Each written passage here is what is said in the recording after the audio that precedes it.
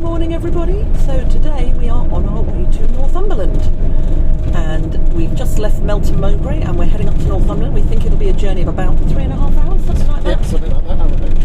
And yeah, we're just about to we're heading towards the A1 at the moment. The weather is a little bit dodgy. I think it was raining this morning, but it's not too bad now actually.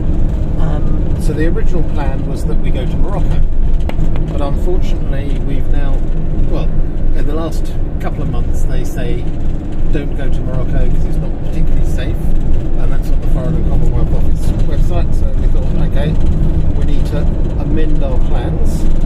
So rather than going to the heat of Morocco, we're going to the heat of Scotland. Yeah, we hope. So our plan is to spend September, October and half of November driving around Scotland. Yep. So we're planning to go to the Orkneys, maybe the Hebrides. We really don't know yet. We have no plans whatsoever. But we're starting off in Northumberland. We know that because we've never been to Northumberland, and everybody says it's absolutely beautiful. So that's where we're heading today. And we're just going to see where we go and what we want to do, aren't we? And there we are. So watch this space, and hopefully we'll come up with some exciting videos for you.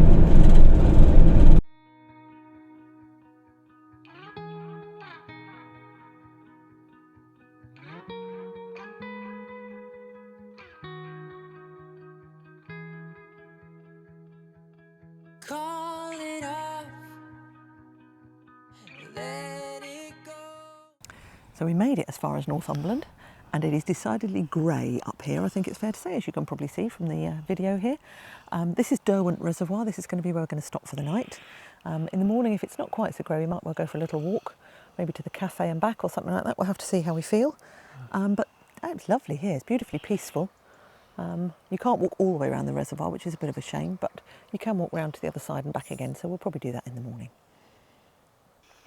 Our parking spot for the night, £10, which I think is a bargain. There are loos on site. I don't know whether they're actually open all the time, but we will see later. But no, it's lovely actually, isn't it? Yeah, very peaceful. Not going to be too crowded on this end, I don't think either. We'll see how many other people turn up later, but I think it's going to be very nice and quiet.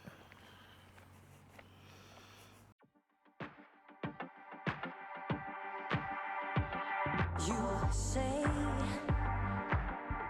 that I'm a poison, I'm a game. Part is pleasure, part is pain. Woken up from our first night in Northumberland and a particularly grey day. It's a great park for night place, and only one other camper van here last night, which was great. He's actually gone already. We were going to go for a walk around the reservoir, but not sure we'd have seen a great deal. So we're going to start on the Northumberland 250 today and see what that's like. I've read so much good things about it, so hopefully it'll be as good as we think it's going to be. So welcome to Housestead's Roman Fort. This is part of the fortifications of Hadrian's Wall. This is the south side of the fort, and the wall actually runs along the north side of the fort up here. So we're in Northumberland, unsurprisingly, very close to the border with Scotland. And this fort looks quite amazing. Apparently these were a standard design that were all along the wall and all in various parts of the Roman Empire, adapted to each different circumstance. This fort certainly isn't flat. As you can see, it goes up quite a long way, but it'll be interesting to see what's in here. So we came in at the east gate to the fort, which was slightly down the the south gate to the fort, which was slightly down the hill. And this is the east gate. There basically were 4 gates to the fort that had streets going out and villages around them. And it was talking on the sign about a changing fort, and it was saying that this fort was occupied for about 280 years, which is quite a long time. And this building in front of me used to be a storeroom for food and then various other bits. And at the end, it was actually Roman baths with a cold room with a cold plunge and then a hot room with a hot plunge. And what they were saying was that actually the security outside must have been pretty terrible if they had to have an indoor bath, because normally there never would have been baths inside forts like these. And the weather, of course, is still pretty grey and horrible. It's a shame because it would have been nice to get the drone up here and see the fort from the air, but we're not going to be able to do that today because, quite frankly, you're not going to be able to see anything.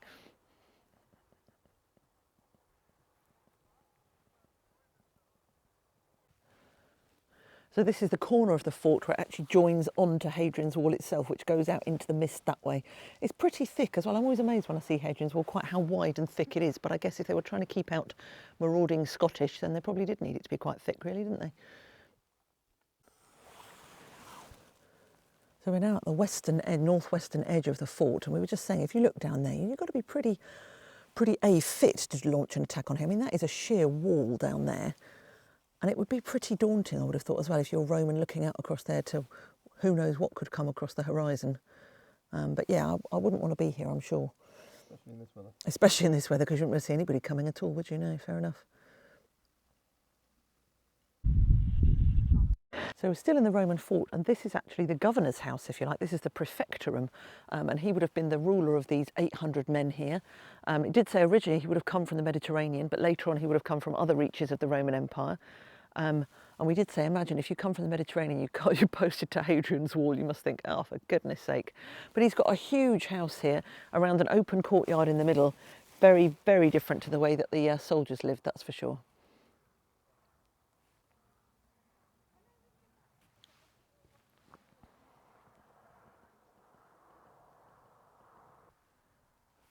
So we're in the barracks area now, and actually it's quite interesting because they said that there would have been 10 rooms here with 8 men in each, and 8 men would have had to have slept in this bit from here to here, this tiny little room here, and then they would have cooked and kept all of their kit in that tiny little room there. And there were 800 men stationed here in this one fort alone. We were saying, were they like conscripts or were they local people? But we don't think the Roman army actually used conscripts because they were worried about treacherous traitors and people betraying them. So I don't know, but interesting, tiny little rooms that they had to live in.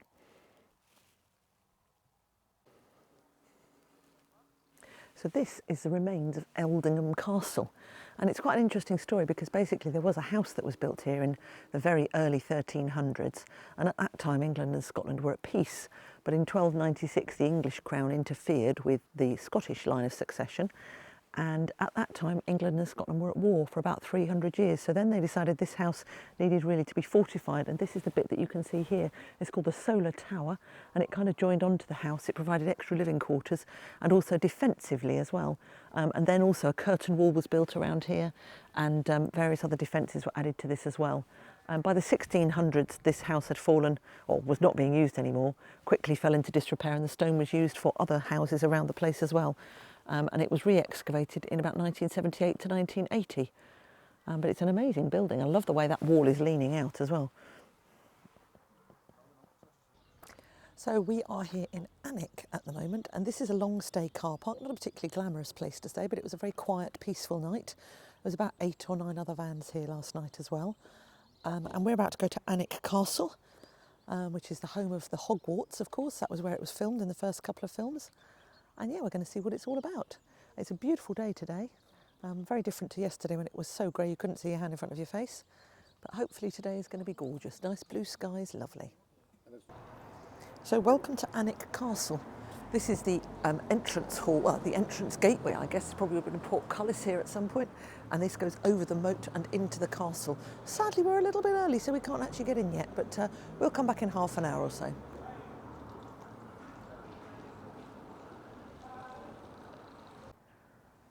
So here we are in Alnwick Castle, and this castle is actually the second largest castle that is being lived in the whole of the UK, after Windsor Castle presumably, and it is pretty sizable. We think that a lot of this scaffolding and stuff is stuff that they've had on over the summer holidays, but it is fairly sizable.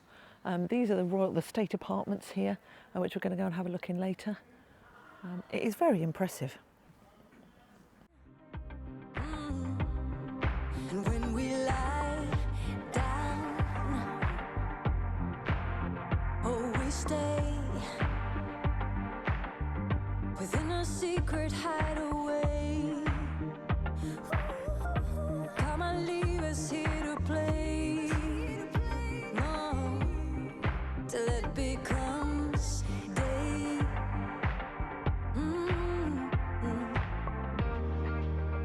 It's so late, I know, but this feeling, keep it on the floor, keep it in the zone, keep it.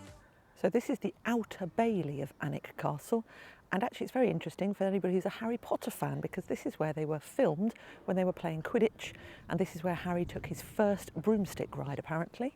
Who knew?